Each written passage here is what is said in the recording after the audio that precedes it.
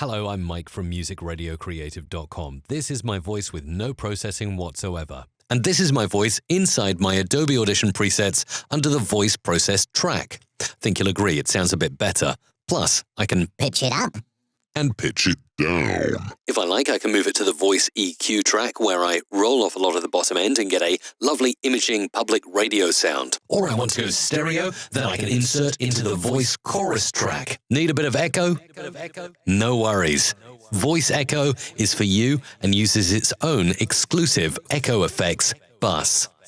Over on Voice Flanger, you get this lovely imaging sound you can use on jingles and sweepers. And then when it gets to Halloween and spooky times of year, voice darken sounds bad. Plus, there are 2 tracks to introduce music and mix between music, and 2 tracks to add your own sound effects. All of the voice is processed inside the voice effects bus, and everything outputted to the master channel. Now it's time to make your voice and your audio production sound better using my Adobe Audition presets.